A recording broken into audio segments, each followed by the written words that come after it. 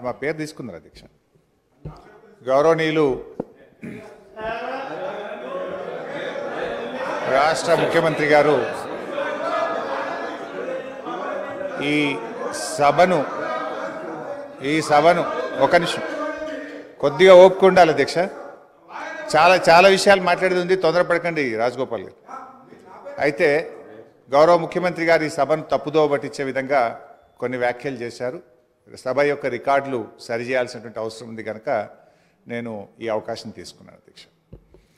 ముఖ్యమంత్రి గారు మాట్లాడుతూ పోతిరెడ్డిపాడు ప్రాజెక్టు పైన మా నాయకులే కొట్లాడారు, ఆ రోజు రాజశేఖర రెడ్డి గారి క్యాబినెట్లో ఉన్నటువంటి మంత్రులు మాట్లాడలేదు అనేటువంటి మాట వారు మాట్లాడినారు. నేను దాని మీద ఒకరోజు వీలైతే చర్చ పెట్టండి, సభ రికార్డులు తీసి బయట పెట్టండి, వీడియో ఫుటేజ్ కూడా ఉంటుంది సభలో, అన్ని విషయాలు కూడా బయట పెడితే దాని మీద నేను చర్చకు సిద్ధం. But I want to set right the record. ఆ రోజు రాజశేఖర రెడ్డి గారి క్యాబినెట్ నుంచి మేము 6 మంత్రులం 14 నెలలకే మేము రాజీనామా చేశాము. మేము రాజీనామా చేసినప్పుడు చెప్పే 6 కారణాలు, అందులో మొట్టమొదటి కారణం అక్రమంగా పోతిరెడ్డిపాడు ప్రాజెక్టును పొక్కగొట్టి మా తెలంగాణకు దక్కాల్సిన కృష్ణా నదీ జలాలను రాయలసీమకు తరలించకపోతున్నందుకు నిరసనగా ఈ క్యాబినెట్ నుంచి మేము వైదొలుగుతున్నాము. తెలంగాణను ముంచి పులిచింతల ప్రాజెక్టు గట్టి ఆంధ్రాకు నీళ్లు మళ్లించే పులిచింతల ప్రాజెక్టును ఆపకపోవడం వల్ల మేము ఈ క్యాబినెట్ నుంచి వైదొలుగుతున్నాము.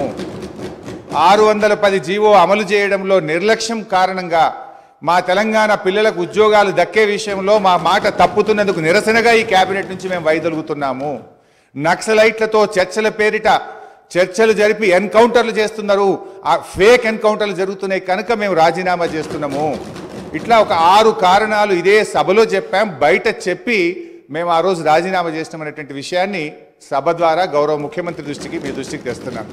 రెండో విషయం, ఇదే సభలో అదే పోడియం దగ్గర మీరు రికార్డులు తీయండి, నా చేతిలో ప్లే కార్డ్, మేము ఆ రోజున్న మా పద్మారావు గౌడు శాసనసభ్యులం పోతిరెడ్డి ప్రాజెక్టును వెంటనే ఆపాలని చెప్పి 45 రోజులు మొత్తం బడ్జెట్ సెషన్ మొత్తం పోతిరెడ్డిపాడు ప్రాజెక్టు ఆపాలని మేము అక్కడి నుంచి కీర్తిశేషులు పీజేఆర్ గారు ఒక్కడు కాంగ్రెస్ పార్టీ నుంచి ఇక్కడి నుంచి కొట్లాడిండ్రు ఒక్కడే. ఆ రోజు మంత్రులుగా ఉన్న చాలా మంది పెదవులు ముచ్చుకొని ఇక్కడ కూర్చున్నారు తప్ప ఆ రోజు మాతో గొంతు కలిపింది ఒకే ఒక్కడు పీజేఆర్. ఆ పీజేఆర్ తనయుడు విష్ణువర్ధన్ రెడ్డి కూడా ఈరోజు మాతోనే ఉన్నాడు. రెండో విషయం I would like to clarify. నేను విషయాల్లో చర్చలకు పోతే చాలా చెప్పాలి కానీ just I'm trying to give the clarification.